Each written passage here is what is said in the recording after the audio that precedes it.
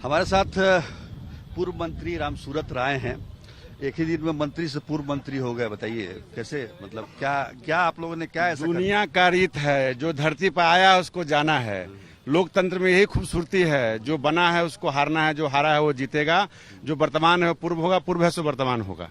मैं पुनः फिर कह रहा हूँ, जितने भी पूर्व हुए उनको वर्तमान में जाना है। ये संकेत आज आजादी का 75वां महोत्सव हम लोग मनाने जा रहे हैं और 2047 हमारा भारत विश्व गुरु होगा। आपको छोटी सी घटना मैं बताना चाहता हूं कि कल ही शपथ ग्रहण हुआ, उसके पहले ही मेरे ही विधानसभा क्षेत्र के अंतर्गत आरजेडी के वर्कर के द्वारा, पूर्व मुखिया के द्वारा भारत के तिरंगा, जो हमारा मान है, सम्मान है, जिसको लेकर के हम लोग आगे बढ़ते हैं, वैसे तिरंगे को काट करके उसमें चक्र को हटा करके चांद और तारा फहराने का काम किया है, जो आपने देखा होगा, अखबार में भी आया है। तो इससे संकेत संस्कार का पता चलता है।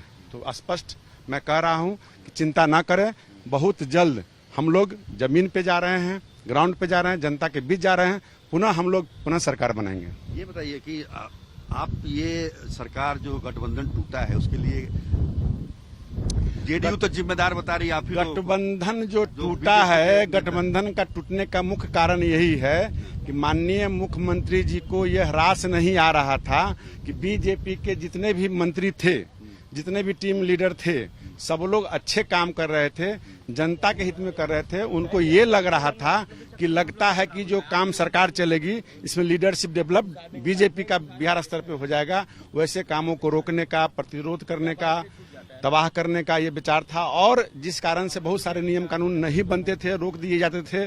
और आज लगता था कि कहीं अगर काम हो गया तो अगली बार हम पुनः सत्ता में नहीं लौट पाएंगे। और नीतिगत बातें ये हैं कि माननीय मुख्यमंत्री जी का अपना वोट बैंक नहीं है, वो दूसरे के वोट बैंक पर राज करना चाहते हैं। तो उनको एक चीज सता रहा था, जिसका डर था, जो कल उन्होंने कहा भी कि लोग माहौल बिगाड़ना चाहते थे, सामाजिक समरसता को खराब करना चाहते थे।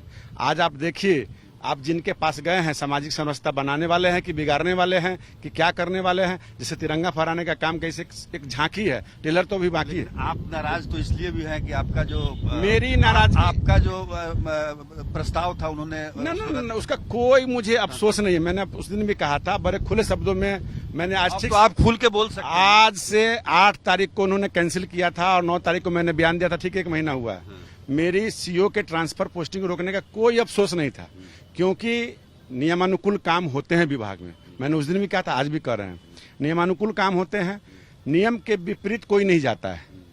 लेकिन जो राजनीतिक है, जो बातें हैं, पॉलिटिकल बातें हैं, जो पर्दे के अंदर होती है, सुनी जाती है, उसी के आत्मा के आवाज पर मैंने काम किया और माननीय मुख्यमंत्री जी के कहने पर किया। आज मैं स्पष्ट कर रहा हूं, जितने भी उनके विधायक हों, चाहे हमारे विधायक हों, चाहे हम के हों, चाहे जितने भी एनडीए गठबंधन के थे, जब इसी सदन के अंदर नए हॉल में एनडीए की बैठक हो रही थी, तो सभी विधायकों ने कहा कि बीडीओ सीओ हम लोगों के कहने पर, रिक्वेस्ट पर नहीं मिलता है। तो माननीय मुख्यमंत्री जी बैठक, उन्होंने स्पष्ट कहा कि देख लीजिए आप लोग, और इनको सीओ बीडीओ इनके होना चाहिए, और कोई दिक्कत होगा तो हम हैं, हम देख लेंगे। उसी दिन से माननीय विधायक लोग चाह रहे थे कि मेरा सीओ आज चला जाए, कल चला जाए। उसी प्रेशर को झेलने में इतनी बड़ी ट्रांसफर पोस्टिंग हुई। और बाकी बातें तो सब समझते हैं मुख्यमंत्री जी, ऐसी बात थोड़ी है, हमसे सीनियर हैं, राजनीतिक अनुभव लंबा है, लंबी पारी खेल रहे हैं। हमारी शुभकामना है नई सरकार को कि अच्छे से चलाएं। बहुत जल्द इसका भी तैयारी होगा कि जनता जिसको गद्दी पर बैठाएगी वो आएगा। अच्छा, आपको ये बताइए कि आपको नहीं लगता है कि बीजेपी की तरफ से कुछ इस तरह की चूक हुई, चाहे विधानसभा अध्यक्ष का मामला हो, चाहे बहुत सारा जो कोई चूक बीजेपी से कोई चूक नहीं। चूक इतनी यही समझ में लोगों को आता है कि हम लोग किसी काम को, पॉइंट को उठाते थे, खोजते थे, चाहते थे कि ये काम हो। उनको ऐसा मंत्री चाहिए जो उनके सामने पॉइंट रेज नहीं कर सके, उनका परिक्रमा करे, उनकी बातों को सुने, ऐसा मंत्री उनको चाहिए। बाकी भाजपा के जो मुखर मंत्री थे वो हर चीज से, शाहनवाज जी हो, सम्राट जी हो, तारकिशोर जी हो, चाहे मैं हूं, चाहे अन्य हमारे मंत्री साथीगण नितिन नवीन जी हो, ये सभी लोग अपना प्रपोजल लेके जाते थे कि ये काम होना चाहिए। ये 19-20 है, जीवेश जी है, यानी उनको लगता था कि हम पर ये अटैक कर रहा है। उनको कहीं ना कहीं खलन था कि लगता है कि लोग बड़ा दल होने के नाते हम पर अटैक कर रहा है। लेकिन अटैक हम लोग नहीं करते थे, हम लोग आग्रह करते थे कि ये काम होना चाहिए, जनता के हित में होना चाहिए, जनता को लाभ होना चाहिए। बहुत सारे उदाहरण हैं जो घंटों में बताऊंगा, जब बैठिएगा डिबेट में। जब उदाहरण बता दीजिए। नहीं, अभी कुछ नहीं बताऊंगा, जब पूरे साक्ष्य के साथ बताऊंगा कि ये काम क्यों नहीं हुआ, ये जनता के हित में था कि नहीं था। मैं अपने ही विभाग का बात करूंगा। मैंने ये नियम को पास किया, आपने क्यों रोक दिया? आपने ये पास हुआ, क्यों कैंसिल कर दिया?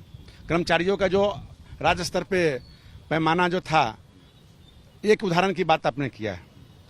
पूरे बिहार का कर्मचारी चयन आयोग से बहाली हुई, जिला कैडर बने। अब आप बिहार स्टाफ सिलेक्शन कमेटी के माध्यम से करते हैं। वो कर्मचारी जिस जिले में जाते हैं वहीं उनकी ज्वाइनिंग होती है, वहीं रिटायरमेंट होता है, वहीं उसका शादी होता है, वहीं सुख श्राद्ध होता है, क्योंकि 35 साल एक जगह रह जाता है।